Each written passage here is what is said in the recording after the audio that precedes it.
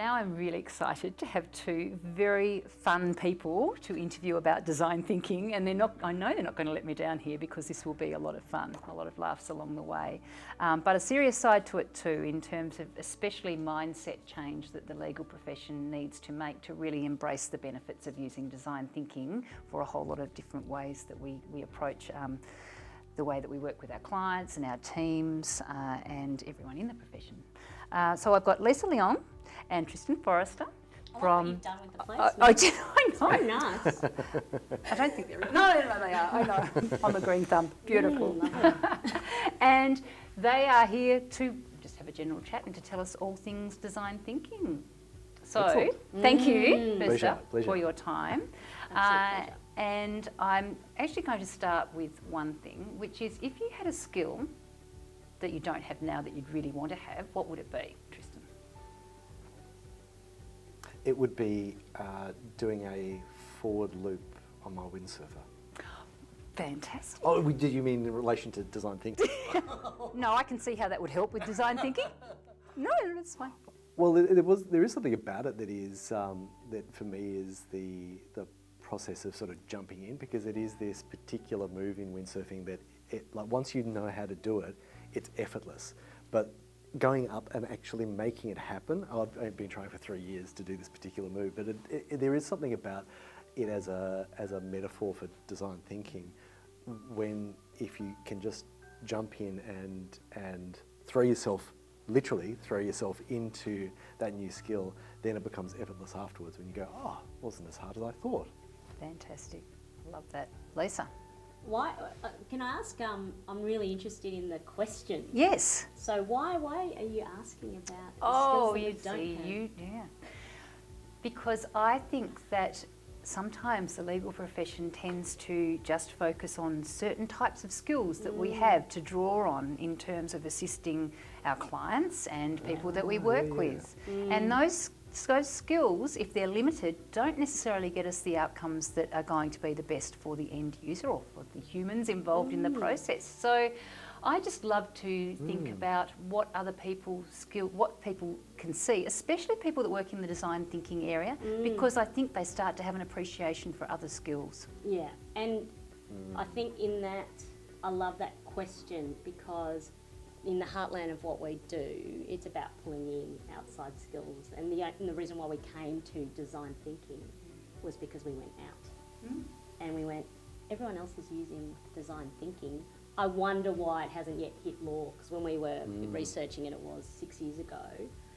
So it was very concentrated, where people were using design thinking in the law. And so our exploration was, why is that? Is there something about the law that makes it arid ground for something like design thinking? And so that was our hypothesis. It seems kind of obvious. Yeah. You know, you've got clients Yeah. who are in many ways more valuable customers than even in banks on an individual basis, and then these ideas of empathy and understanding them better and understanding what's really going, it seems like a really obvious thing to do in professional services, but it wasn't. And weirdly enough, when you asked me about the skills, my mind went to cooking and jazz piano, which are not relevant, but yes, they are. But they are. Improv. Yes. Improv. Yeah, right. So I think that's what we've always brought, is that we were both lawyers in the 90s. We both went out, and I played around in radio, and Tristan became a consultant. And I think it's that outside perspective that we brought back into the law that has always helped us with, especially something like design thinking, where it's really useful. So we were told by our design thinking mentors that very often people in design thinking have some other discipline. So one of our design thinking mentors, Steve Beatty, was a mathematician. And he just said, because when you learn another discipline, you learn that there's a particular paradigm, and then you learn another discipline and you go, aha, there are more than one paradigm. Yeah. Whereas if you only learn the law, then there's only one perspective. Yeah, and that's probably a risk if you're so immersed in fact, design thinking as a discipline to the exclusion of everything else, that you run into the same problem of expertise. Absolutely, keeping that open mind. Yeah. And I think some of the things that we've been talking about today and some of the other interviews that we've been doing has been that idea that even the law in itself encourages that siloed behaviour. within firms too. Yep. The silos, you've got, you know, this practice area here, this practice area here, this operations area, BD, HR, design, and where do you actually get that connectedness that Yeah. design thinking is all about? So multidisciplinary teams and collaborating and that type of thing. And we had noticed, maybe it's changing, but the legal concept of teams is quite different. It's more like a process line. So you contribute your part and it goes to the next person and they contribute their part. You don't really team from the ground up. Yeah, it's sort of serial workflow rather than jointly working on the same problem and having collective work product. Yeah, you don't go, oh, I've got a client problem, should we Yeah. ideate around this together? You know? Collaboration. I Yeah. mean, that's It what is. we're talking about It at the is. end of Yes, the day, it's isn't it? And I think some of the things too, when we talk about collaboration, people think, oh, collaborating with clients, and people don't necessarily think collaborating with your own team is a good thing too. Yeah. You know, Yeah. that whole idea too. Yeah, and how do you learn how to do that? Yeah. So that's also been, you know, something that we've played around with. Yeah. Yeah. And so bringing more creativity and fun into these types of projects and that type of thing. How have you found, or how did you sort of think, yes, this needs to happen, and how have you gone about it? Should we tell a bit of the Telstra story and then Yeah. wrap it around that? 'Cause Yeah, we'll give you 'cause I something concrete. Beautiful. Right. Because So, I think yeah. the idea that always comes up for me is the fun has purpose, and Yeah. it's really, and we're quite clear about why we do that. Yeah, I don't just do random fun, Tristan. It's No, always you don't. very mission based, isn't it? Let me start singing now. We're going to share this Telstra story because this will help you sort of unpack, you know, what do we mean by, you know, purposeful fun Yeah. and creativity and why. Mick Shee was working with Marlo Osborne Smith from our firm at the time, Freehills, and he wanted to hear about disruptive ideas. So he was going to all his law firms, and his problem was that they had a very successful legal team that was starting to feel that times were changing on them. They were required to do more for less. The budget was decreasing, the legal budget, year on year, and from a staff perspective, their engagement scores were plummeting because of this more for less challenge where they were working really long hours and then going home and having to do more. And so that was kind of the challenge there. And so we pitched him an idea, I guess, about reimagining legal, not just Telstra Legal alone, but actually looking at the whole system. So Freehills and Telstra together, standing side by side, looking into that disruption together. So Yeah. that is a really different mindset than, and the reason why this is different and quite weird was that Freehills actually might have disrupted its own service if I'm really partnering with Telstra Legal looking at the disruption, because there are services we shouldn't be doing as Freehills. So it was actually a very large thing to embark on in terms of the questions. We'll go to 1 or 2 years later, because what we did was effectively design thinking and agile, right, with their legal team, but the results were the 40,000 hours in unproductive work, so high volume, low value work that was cut out of the work that the legal team needed to do, the effect of which meant that they didn't need to log on after work, so happiness rose. They took out those hours, so they also saved some, you know, the ability to focus on the right type of work, and they won innovation awards, which was great for their feeling of value within the organisation. So that's what happened. And How did you do it? Well, it was design thinking. Yeah. It was design thinking led, but maybe in a more subtle way. So this is our approach, is that we don't apply design thinking straight. It was to start at the starting point. So maybe you could talk about the lawyer's mindset at this point, because that is the starting point, is that we were dealing with Telstra lawyers who are conditioned like us as lawyers, and what we saw when we started working with these beautiful people. Yeah, and there's probably a lesson for that in any external consulting role or internal role where you need to start where the client is, and and if you focus, one of the dangers, I think, of just focusing on methodologies in design thinking or any discipline is, well, I mean, you have the same issues with Agile, I think, in many organisations, where you don't take account of how this is going to land. And so, you know, the joke that we always make is that we took kind of a design thinking approach to introducing design thinking. Think about who the user is, right? Yeah. And start from where they are, rather than going, okay, this methodology works, and so we're just going to plonk it on. So the biggest thing we realised, and being ex-lawyers, we knew this kind of intimately ourselves, is how much of a mindset and culture shift in terms of a way of working design thinking demanded. You know, if you look at it in its purest form. That's also the great benefit, because it's helping people shift from their current practice to a more collaborative, much more user-focused. What is this? What's going to be the effect when this document or this piece of advice or the way I deliver this advice lands at the other end? So what's the lawyer's mindset? So We should go through that. It's great. And so there's lots of research on this, but our favourite is from Dr. Larry Richard in the US, and he used the caliper profile, which really shows very stark differences in terms of, compared to the normal population, highly highly sceptical, you know, way more sceptical. Desire for autonomy much higher, so don't really like playing with others, like prefer to work on our own. In terms of sociability, like if the average score is 50% of the normal population, for lawyers it's around 12%. And 8%. And 8%. What was the 8%? A block of wood has 8%. Oh, So it's only, yeah, and 8% So it's only sociability, right? Yeah. yeah.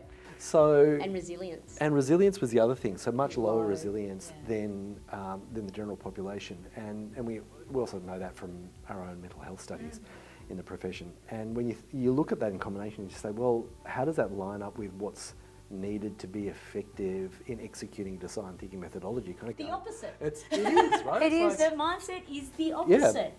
Like It's highly pass skeptical, build on like lots of volume. Yeah. And doing that with others rather than Not judging. autonomy.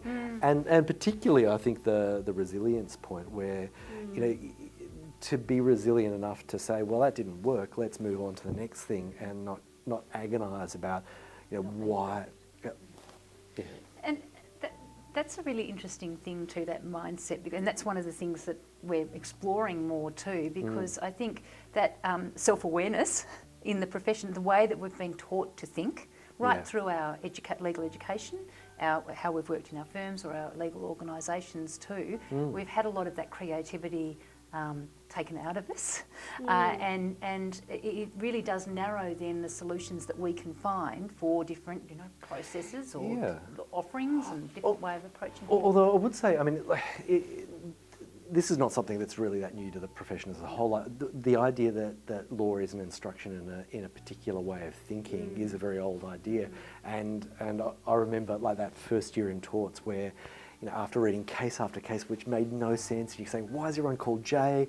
And, and then you just get to that point, and like it suddenly clicks, and you go, oh, like I've been injected with that lawyer brain, right? Yeah. Now that's brilliant. And you've never recovered. I know it's been I feel like I'm in an AA meeting, right?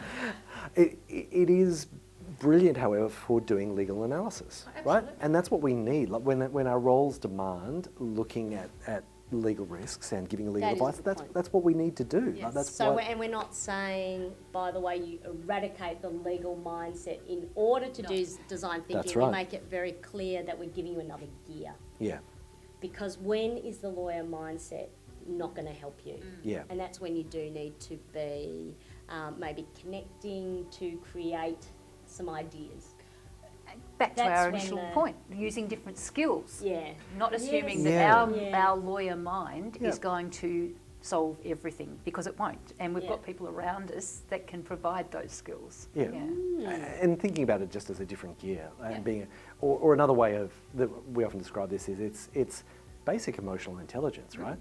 There are certain modes of thought and certain emotional states which make you more adept and more, are able to perform certain types of tasks more or less effectively. Like the classic one is if you're editing a document, it helps you to edit a document if you're in a really grumpy mood.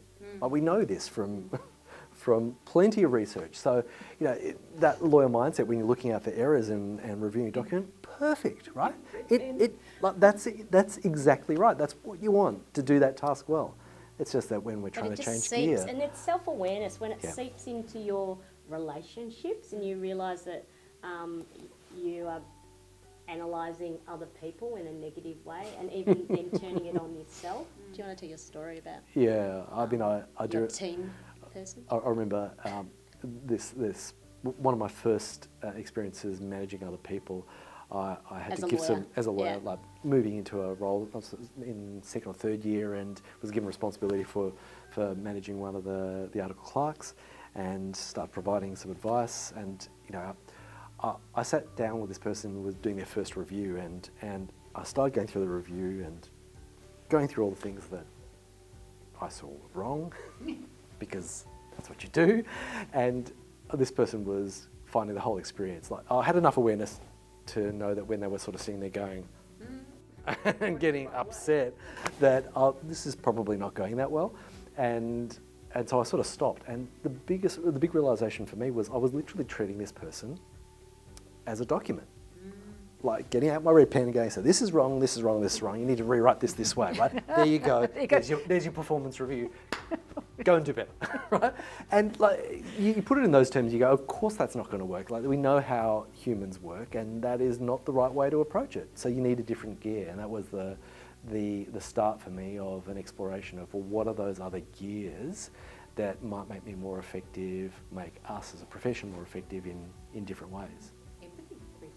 Yeah. Which is what you're talking about. That's now. right. You had that realisation that I'm not maybe being I should do this empathetic. differently.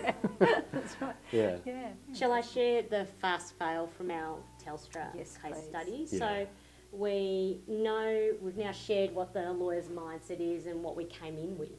But the question is, what do you do with that? Yeah. Because we're trying to teach this other gear, right? So this is what not to do. So we knew that in design thinking there were some brilliant brainstorming rules.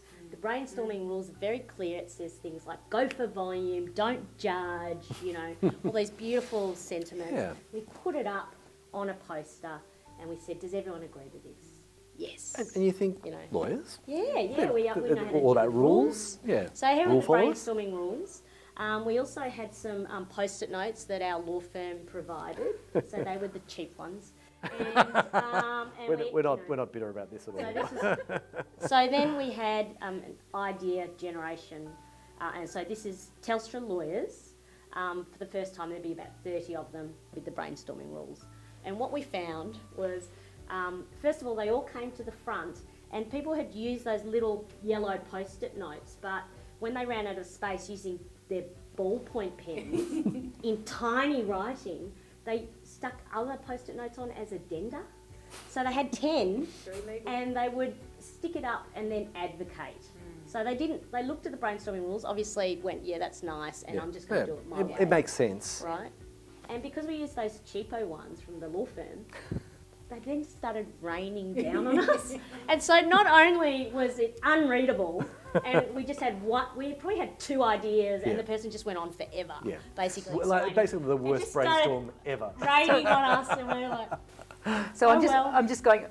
Did have a question here. 2 practical hints. Yes. So practical hints, good post-its, super, and so no, we're very specific. It has to be the super stick-it Post-it notes, right? A Yep. Post-it Colour. note brand Colour. Post-it notes. Yeah. Yeah. and A Sharpie or Yeah. something, big black pen. I've right? passed the test. And Then obviously. this is why Absolutely. you use it. Yeah. There's specific reasons. Oh, so and as much as light we love colours as space- well. Light Not colours are good. dark colours, because when you take a photo and try and transcribe it, like sometimes you can't read. So, and 1 point per Post-it note. One and point, that's all one you point get. per Post-it. No addenda. Yeah. I love that. I But- love that practical. So that's tip. the practical tip. Another practical tip is those brainstorming rules. Why was it that it was very clear rules? We're all lawyers here. Why couldn't we follow the rules? So our hypothesis about this, which we tested in the next sessions, was what we're asking people to do in brainstorming is something that it's a high level interpersonal skill, And like you just sit back and think for a second about the usual work of lawyers, sitting in a room, looking at documents, reviewing. If they're interacting, it's it's often in meetings. It's not to make a decision. Well, it's advocating it. Yeah. Point of view, really, isn't it? It's confronting. Yeah. That way of doing things is confronting. Yeah. And it's asking for quite a substantial shift in gear. So we started asking the question, well, what's a way, like taking that sort of idea of emotional intelligence, what is a way that we can help people get into the right state to be able to follow those brainstorming rules kind of without thinking, by changing the energy, changing the emotion, changing the sense of connection between people. And so that's when we started experimenting with Brain improv. transplants. Yes. Oh, sorry. No, not brain transplants. What was it? We came across. How did we come across improv as an idea for this? Oh, so Stanford, the Stanford D School. So when we Yeah, did the wasn't it? customer innovation That's right. program, there was a professor of improv.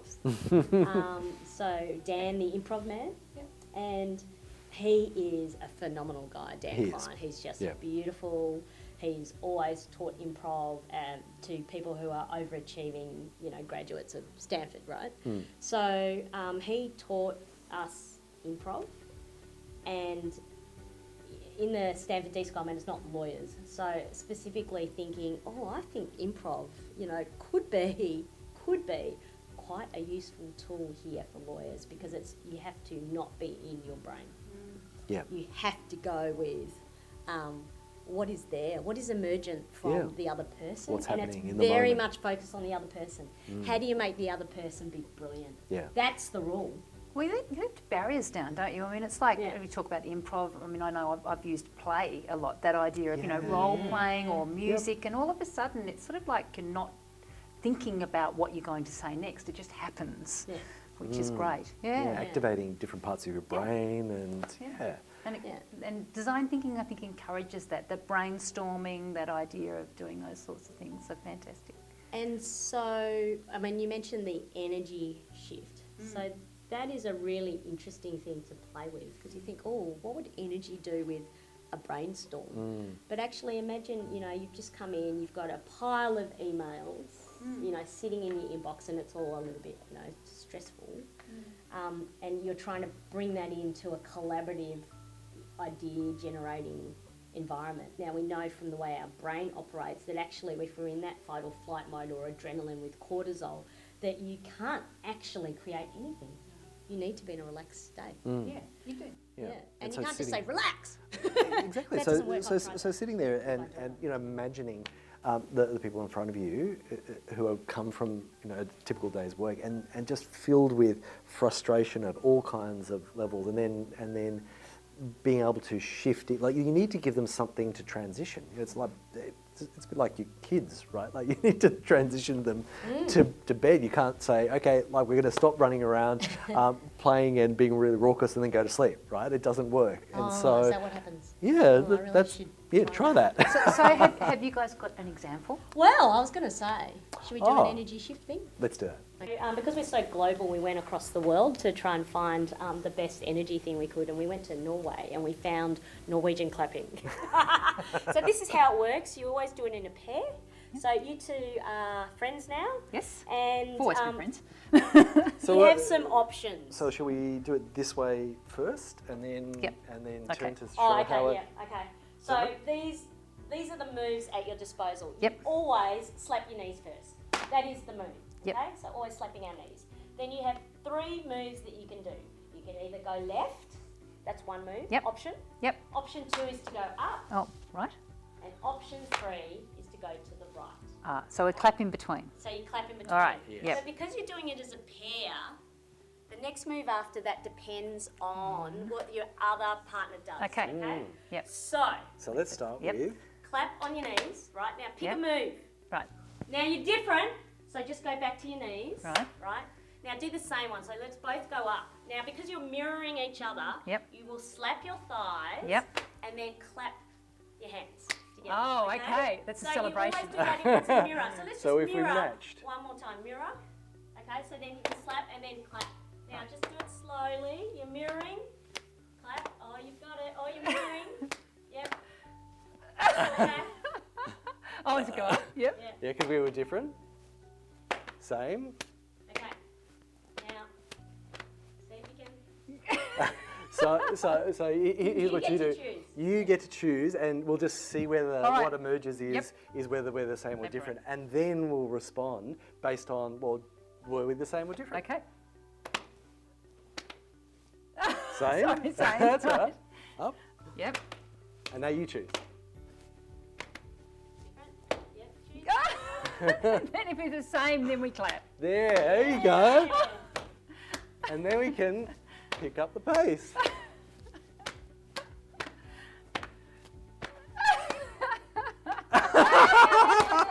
Not the most coordinated. No, person. and see the thing is, it's more about tuning into the other person So, and sort of yeah. watching what each other is doing, Yeah. and then like the sense of energy Yeah. that you get And as the a fun. result.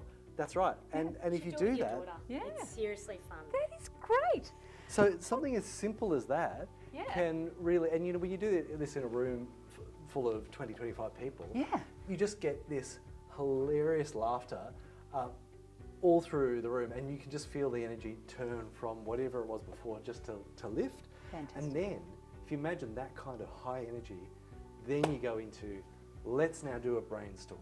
Let's tackle a problem. Let's throw out ideas. It's so much easier. right? Rather than everyone sitting there going, oh, here we go. Yeah, Yeah. because you've already Fantastic. primed and you're in the right emotional state for doing the task. Yeah. So we will hand pick, depending on the task, what's the right piece of improv. Yeah. Because as Tristan mentioned, the improv in itself serves a purpose. Yeah. So we have, the yes and improv, which gets you to flick from a yeah but, which is such a lawyer sort of, that's great, but here are all the problems with that, to a yes and Yeah. sort of exercise. More And positive. then another one on sort of a fast fail. Yeah. So how do you actually bring awareness to how conditioned we are to really not want to allow any failure whatsoever, even when the stakes are low. So it's- Fantastic. yeah, So they have yeah, purpose, as you say. Yeah. That's fantastic. Now, just a little task for you. Thank you for showing us Oh. that. But I'm going to ask ready. you, and I'm going to get your post-its, to complete this sentence for me, because I'm data gathering, and we've got some common themes happening already. If you would, or what I want you to do is to complete this sentence. So to me, design thinking means that the legal profession is less something, and then I'll ask you to put it's more, which can only mean an improved experience for everyone. So what does design thinking make us less of in the legal profession? So let's. That the legal profession is less and more so.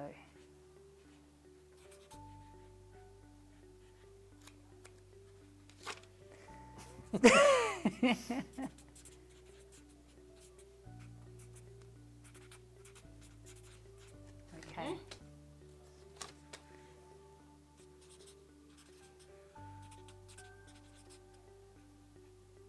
Okay, looks like you're ready to go with less, are you?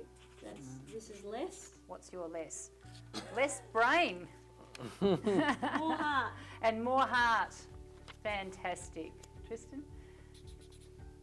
I've got to do some symbols now. Less brain and more heart. Empathy. Yeah, Empathy. absolutely. Yeah.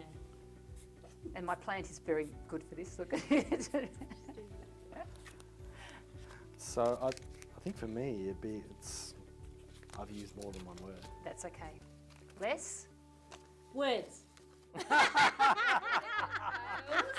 But what if it fails? Fantastic. Experimentation. But what if it works? Experimentation as well. Thank you so much for your time. I knew it would be a lot of fun. It has been. Really appreciate it. Thanks, Mel. Keep designing. Pleasure. Thanks, Mel. Thank you.